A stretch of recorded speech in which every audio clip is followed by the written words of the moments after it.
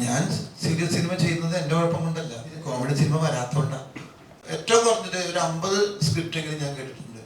എനിക്കൊരു വർക്കൗട്ട് ആയില്ല. അതുകൊണ്ട് ആ ഡയറക്ടർ എന്നോട് ചോദിച്ചാൽ പഞ്ചാബ് യൂസ് എങ്ങനെ ഉണ്ടാക്കിയെന്ന്. ഇതൊക്കെ വരണമെന്നുണ്ടെങ്കിൽ കുത്തിയിരുന്ന് ഇത് ആലോചിച്ച് ഉണ്ടാക്കണമെങ്കിൽ ഇത്തിരി പണിയാണ്. ചെയ്യാൻ വലിയ ബുദ്ധിമുട്ടാണ് കോമഡി. രോമാഞ്ചം എന്ന് പറയുന്ന പടത്തിൽ ഭയങ്കരമായിട്ട് ചിരിക്കാൻ പറ്റിയിട്ടുള്ളത്.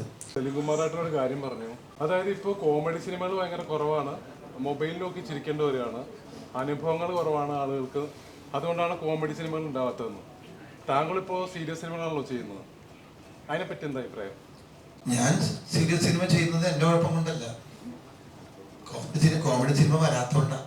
എന്നത്തേലും വരുന്നില്ല. എനിക്ക് അനുഭവമുണ്ട് എൻ്റെ ജീവിതത്തിൽ ഒരുപാട് തമാശകൾ. ഞാൻ ഒരു സ്പേസ് കിട്ടാൻ ഇവരോട് ചോദിച്ചറിയാം, ചോദിച്ചു ഇവിടെ ഇരിക്കുന്നവർ ഒരു സ്പേസ് ചെറിയ കേട്ടിട്ട് അപ്പം ഞാൻ തമാശ അതിൽ നിന്ന് ഉണ്ടാക്കാൻ നോക്കും. അല്ലാതെ എൻ്റെ കുഴപ്പം കൊണ്ടല്ല. എനിക്ക് തോന്നുന്നത് ഈ ഒരു ഏറ്റവും കുറഞ്ഞത് ഒരു 50 സ്ക്രിപ്റ്റെങ്കിലും ഞാൻ കേട്ടിട്ടുണ്ട്. കുറഞ്ഞതാണത്. തമാശ സിനിമകൾ എന്ന് പറഞ്ഞ് കഥ പറഞ്ഞ കൂട്ടത്തിൽ ഒരു 50 ഏറ്റവും കുറഞ്ഞത് ഞാൻ കേട്ടിട്ടുണ്ട്. എനിക്കൊരു വർക്കൗട്ട് ആയില്ല. അതത്ര അങ്ങനെ സുഖമാകുന്നില്ല. അപ്പൊ നല്ല കോമഡി സിനിമകൾ ഉണ്ടാക്കാൻ കഴിവുണ്ടെങ്കിൽ ഇപ്പോഴും സ്പേസ് ഉണ്ട് അതിന്.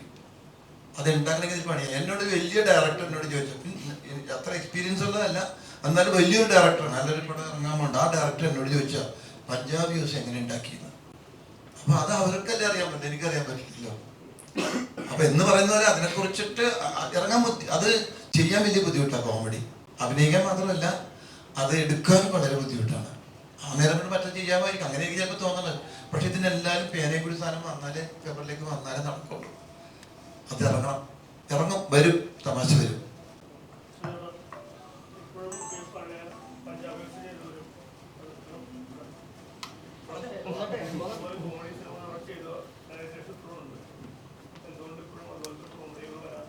അതുപോലത്തെ കോമഡി ഇനി വേണ്ടല്ലോ.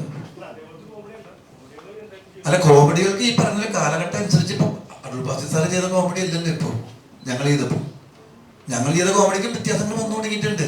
അപ്പൊ അതുപോലെ എഴുതി വരണം, അല്ലെങ്കിൽ അതുപോലെ കണ്ടന്റ് ഉണ്ടാവണം, അതുപോലെ സീൻസ് ഉണ്ടാവണം, ക്യാരക്ടർ ഉണ്ടാവണം. ഇതൊക്കെ വരണമെന്നുണ്ടെങ്കിൽ കുത്തിയിരുന്ന് ഇത് ആലോചിച്ച് ഉണ്ടാക്കണമെങ്കിൽ ഇത്തിരി പണിയാണ്. അങ്ങനത്തെ വരാത്തതുകൊണ്ടാണ് ഞാൻ പറഞ്ഞത് കുറേ സ്ക്രിപ്റ്റ് ഞാൻ കേട്ടിട്ട് എനിക്ക് കിട്ടിയിട്ടില്ലെന്ന് പറഞ്ഞത്.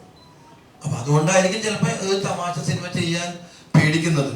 ഒരു തമാശ സിനിമ എന്ന് രോമാഞ്ചം എന്ന് പറയുന്ന പടം ഞാൻ കുറേ കാലം കഴിഞ്ഞിട്ട് കണ്ടതാണ്. എനിക്ക് ഭയങ്കരമായിട്ട് ചിരിക്കാൻ പറ്റിയിട്ടുള്ളത്. കാരണം ഭയങ്കര അടിപൊളി കോമഡി ഒന്നുമല്ല, പക്ഷെ റിയാക്ഷൻ വെച്ചിട്ട് ഡയറക്ടർ റിയാക്ഷൻ വെച്ച് വർക്ക് ചെയ്തത്. എല്ലാ ക്യാരക്ടേഴ്സും എല്ലാം പുതിയ ആൾക്കാരായിരുന്നു. അവർ കാണാത്ത ഫേസ്, ന്യൂ ഫേസ് ആയിരുന്നു കുറേ പേര്. അവരുടെ റിയാക്ഷൻസ് ഗംഭീരമായിരുന്നു. ഏറ്റവും കൂടുതൽ റിയാക്ഷൻ വെച്ച് വർക്ക് ചെയ്ത സിനിമയാണെന്ന് തോന്നി കോമഡി സിനിമയിൽ രോമാഞ്ചം. അപ്പൊ അതുപോലെ ഭയങ്കര ബുദ്ധിമുട്ടുള്ള ഒരു സംഭവമാണ് ഈ തമാശ പടം. അത് എഴുതി എടുക്കാൻ വലിയ ബുദ്ധിമുട്ട് തന്നെ. അതുപോലത്തെ വരുമ്പോൾ നല്ല പ്രതീക്ഷയുണ്ട്.